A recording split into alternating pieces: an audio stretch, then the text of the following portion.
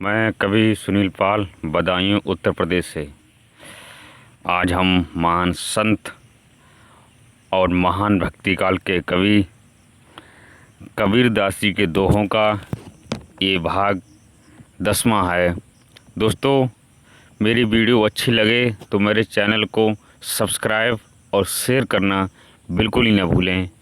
और मैं कबीरदास जी के दोहे एक साधारण भाषा में प्रत्येक व्यक्ति तक पहुंचाने का काम कर रहे हैं। तो दोस्तों, मेरी इसमें मदद कीजिए। आपकी बड़ी बहुत मेहरबानी होगी। कहता हूँ कहीं जात हूँ, कहूँ बजाए ढोल,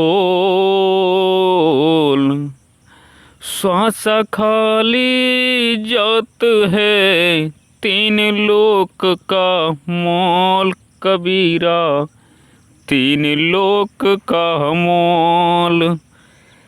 कबीरदास जी कहते हैं कि कबीरदास जी कहते हैं कि ढोल पीट पीट कर कह रहे हैं कि भजन के बिना एक एक सांस खाली जा रही है। भजन करो, भजन के बिना जीवन बेकार है। जो सांसें ले ली हैं वे वापस नहीं आएंगी। अब भी समय है, प्रभु का भजन करो। इस दोहे में कबीरदास जी कहते हैं कि मतलब भजन बहुत ही ज़रूरी है, क्योंकि फिर हमारे जीवन की एक एक सांस कटती जा रही है बगैर भजन के। इसलिए जीवन में परमात्मा तक पहुंचने के लिए हमें भजन करना ही पड़ेगा, तभी हम प्रभु के साथ पहुंच सकते हैं।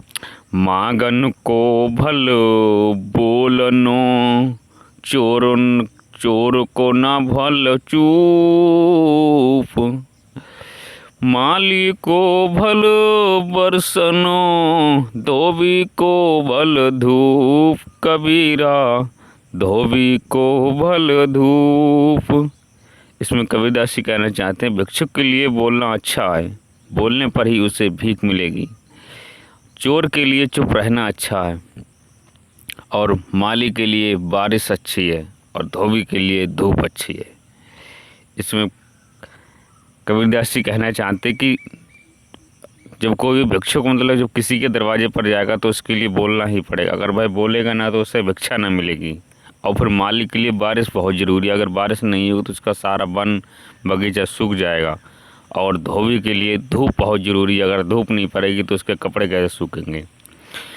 कबीर मंदिर लाख का, जड़िया हीरा लाल, दिवस 4 का पेखना, बिनसी जाएगा काल कबीरा, बिनसी जाएगा काल।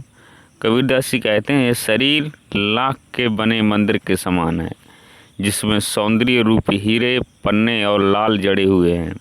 लेकिन यह सौंदर्य क्षणिक है, इसे समय के साथ एक दिन नष्ट होना ही है। कबीरदास जी कहना चाहती, ये जी हमारा शरीर सोने, चांदी, हीरा जवाहरात से जड़ा हुआ है। इसकी कोई कीमत नहीं, अनमोल कीमत है इसकी।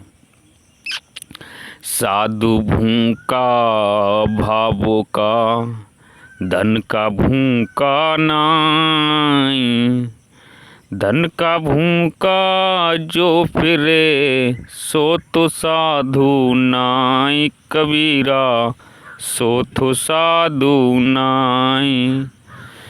कबीरदास जी कहते हैं कि साधु भाव का भूखा होता है, उसे धन की इच्छा नहीं होती। लेकिन जो साधु धन का भूखा होता है वह वास्तव में साधु नहीं होता।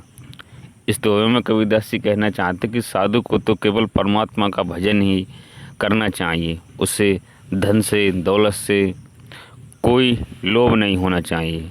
अगर जिस साधु के लिए धन दौलत से लोभ होगा वो साधु नहीं है। कुलवंता को टिक मिले, पंडित कोटि 25, सुपज भक्त की पनहई में, तुलहन काऊ शीस कबीरा, तुलहन काऊ शीस।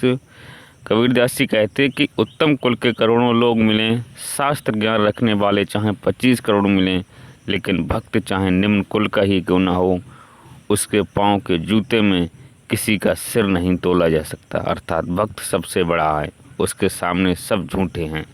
कबीरदास जी कहना चाहते हैं कि लाख करोड़ हीरे जवाहरात वाला व्यक्ति हो, अगर वह भक्ति नहीं करता है प्रभु की तो बेकार है। अगर एक भक्त जो प्रभु की भक्ति करता है तो हीरे जवाहरात वाले उसके सामने जूते के समान है।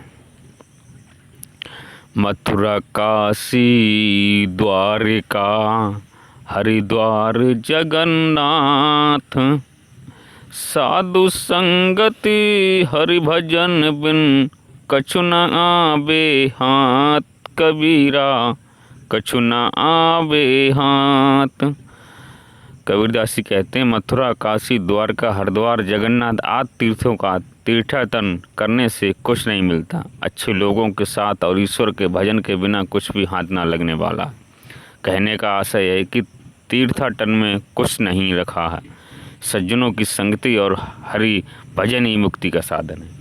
कबीरदास जी कहना चाहते हैं कि आप काशी मथुरा हरिद्वार कहीं भी मत जाओ, केवल प्रभु का भजन करो, उसी में आपका उद्धार हो जाएगा, उसी में आप प्रभु के निकट पहुंच जाएंगे।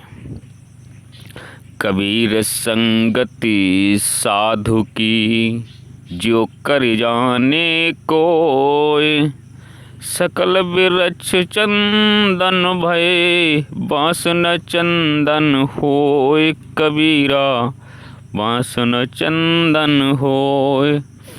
कबीरदास जी कहते हैं कि जो सज्जनों के साथ रहते हैं और जो सत्संग करते हैं वे ही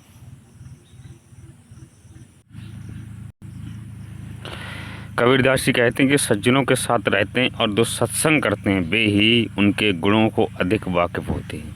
जैसे चंदन के साथ रहने वाले सारे पेड़ पौधे चंदन का स्वभाव ग्रहण तो कर लेते हैं पर बांस के ही रहता है, क्योंकि वह अंदर से खोखला और ऊपर से सख्त होता है। अर्थात अभिमानी व्यक्ति पर सत्संग का कोई असर नहीं पड़ता।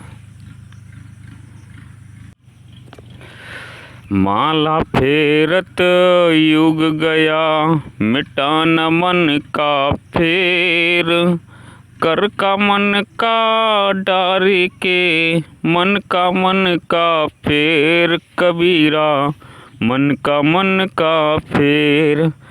कबीरदास जी कहते हैं माला फेरते हुए युग बीत गया लेकिन मन का फेर नहीं मिटा, यानी सांसारिक विषयों से मोह भंग नहीं हुआ। कबीर कहते हैं कि हाथ ही माला छोड़ दो और मन का फेरो, अर्थात मन को शुद्ध करो, अच्छा सोचो। मन अशुद्ध और माला फेर रहे हो, भला इससे क्या होने वाला है।